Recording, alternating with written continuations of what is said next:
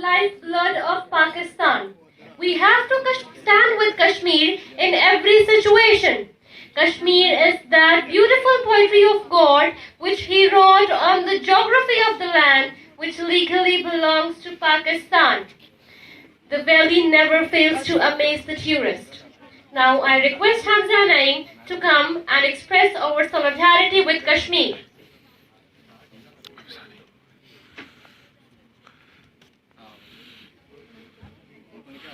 Freedom is never voluntarily given by the oppressor. It must be demanded by the oppressed. Honorable Sir, respected teachers and dear fellows, Assalamu alaikum.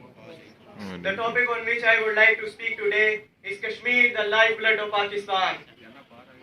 Kashmir Day, also known as Kashmir Solidarity Day, in 1990, Pakistan started celebrating February 5th as a Solidarity Day with the Kashmiris. There were rallies, protests, speeches and prayers for the Kashmiri freedom movement across the land. The ruling party declared the day as a public holiday and till now it is celebrated at international level.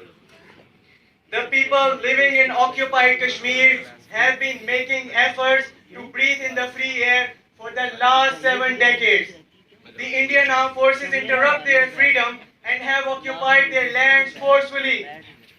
Kashmiris want to live as an independent state. India wants to keep Kashmir as an Indian territory. And Pakistan support their aim, and Pakistan stand united with the Kashmiri people against the atrocities of India.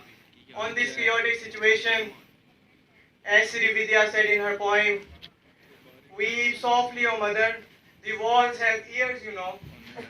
Weep softly, O mother, the walls have ears, you know. The streets are awash, O mother, I cannot go searching for him anymore. The streets are awash, O mother, with blood and tears, pallets and screams. India went against 11 United Nations Security Council resolutions which say that Kashmir is a disputed territory and people of Kashmir have the right of self-determination. They even went against Simla Accord, which is about sorting out differences through bilateral means. Illegally, they revoked Article 370, which gave the people of Kashmir the special status. What sort of a mindset would let seize 8 million people of Kashmiris with 900,000 troops? What do you think will happen when the curfew will be lifted? Do you think that people of Kashmir will quietly accept the status quo because India has changed the constitution? I imagine myself, if I am living in Kashmir, I know I have been locked up for months. I know that Indian soldiers are torturing people. I know they are going into homes. Will I want to live this humiliation? Will I want to live a life like that? You are forcing the people of Kashmir into radicalization. 100,000 people have been killed, but the world hasn't done anything because India is a huge market. I want to remind you that there will be a reaction to this. Pakistan will be blamed for this. And if two nuclear armed forces come face to face and they fight till the end, the impact goes far beyond the borders. And it's not a threat. It's a fair worry that where are we headed?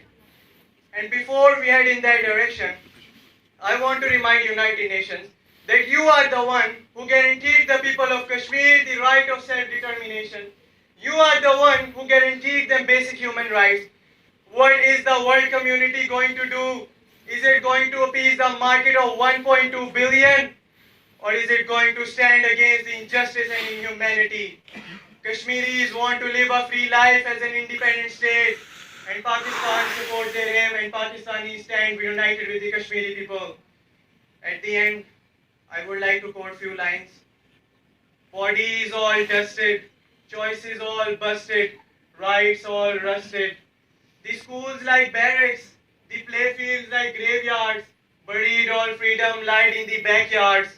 With due regards to all nationalist retards, I want to remind you that Free the Kashmir is on the cards. Thank you.